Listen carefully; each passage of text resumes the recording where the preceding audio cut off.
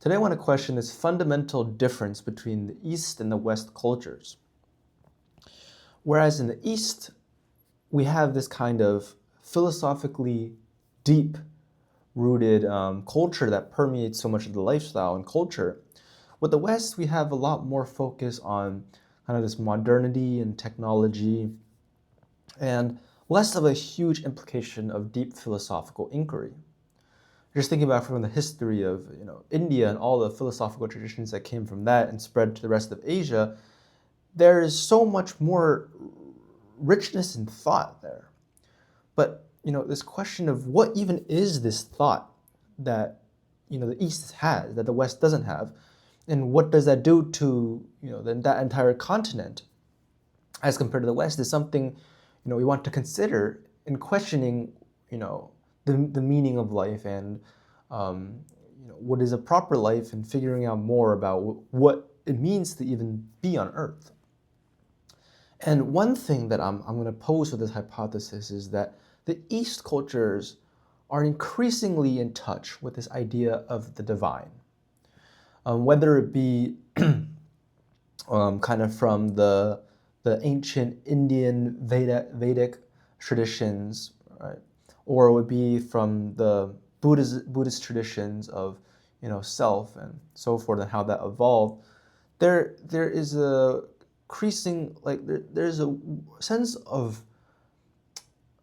appreciation of the distance between normal human reality and the divine that is just present in so much of Asian culture.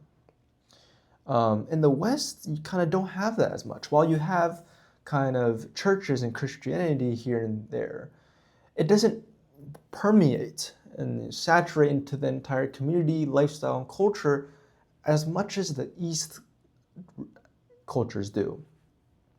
And so you have a fundamental difference in kind of the foundation of cultures in the East and in the West. The West, you can say, is a little more shallow in this philosophical thought, where they're kind of haven't had the background and the foundation of those thoughts, stabilizing everything they do.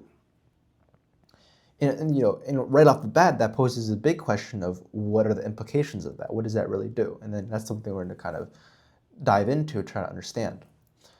But we have to kind of understand, make sense of what does this divine actually mean. And this divine, it seems to be something that William James in kind of the Varieties in Religious Experience outlines as something about how the universe should be. And since our human condition is in deviance with that, the divine is just kind of gauging the distance and the difference, the gap, as you can say, between the divine and what we are at right now. So imagine we're here and the divine is up here. The gap and what we're really trying to search for when we're looking for the divine is trying to make sense of this gap, make sense of what the difference is. And this is, potentially what gives rise to religions, as people engage in rituals that revolve around this idea of trying to understand what is the divine, right?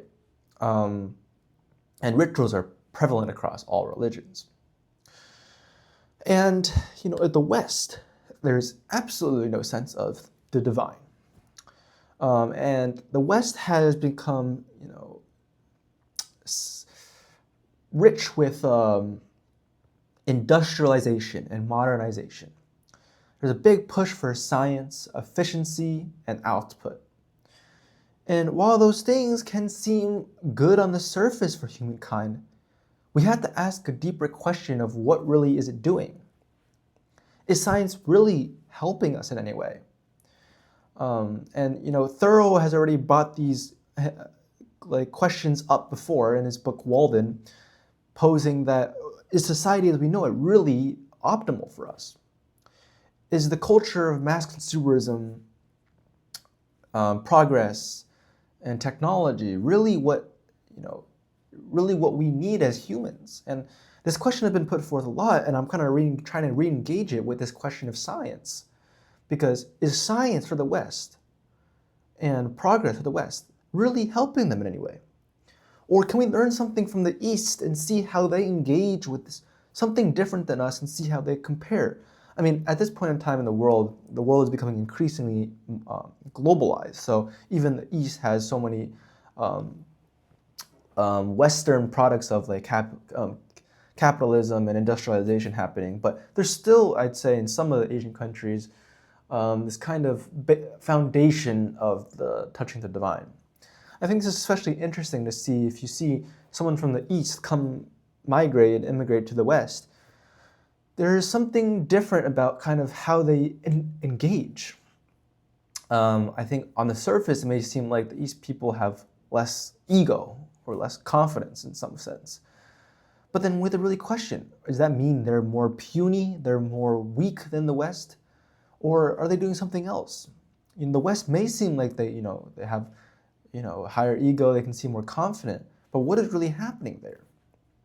And so these are questions I investigate in different topics and different writings. But this divide in terms of ego can be analyzed from this sense of divine. When you're trying to gauge this gap of what is true and what is not true, you have to humble yourself to truly be observant of this gap. If you think you're anything more than the reality of your existence, which is pretty insignificant, then you're not going to be able to fully be observant of that gap. So, in religion and spirituality, there's this emphasis on lowering your ego, and this can be seen as being important because any sort of ego higher than the reality is an illusion, and it's kind of steering you away from what your real, value on the earth is. And people with higher ego will think that they matter more than they actually do, and that's going to be bad in terms of trying to understand this gap.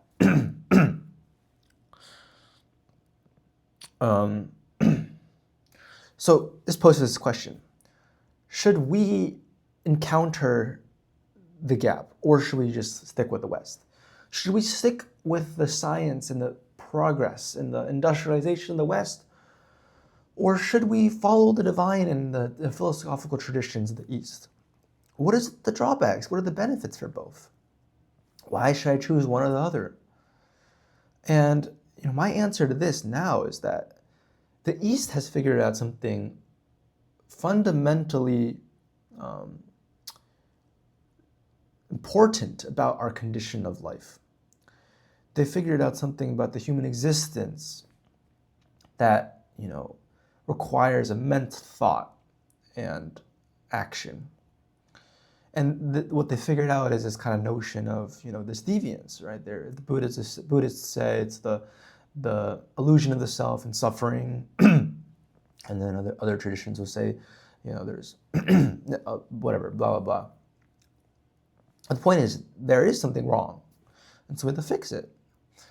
And so they're recognizing it. And this would be kind of, we can say that, we can ignore these religions if what they were saying was false. But if there's indeed deviance and something fundamentally kind of wrong or problematic with our existence, then that means we should all follow religions. And people who aren't are just kind of, suppressing in some sense. And so my answer to this is that we all are kind of in deviance with some sort of our existence. Everyone suffers.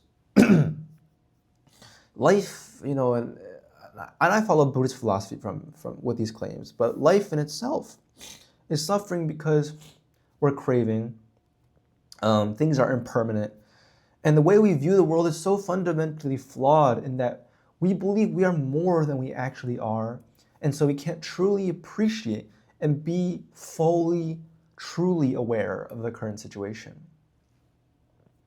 And this, I think, stems to everybody, and they just go through different religions trying to solve the same problem. But if it is true that everyone is going through the same problem, then, like basic psychology says, suppressing any emotion is bad, because suppression does not mean actually removing it. It just pushes it down so it comes back harder and stronger than later. And so, in the same sense, suppressing this kind of misalignment or this something that's problematic about our existence is going to cause similar problems.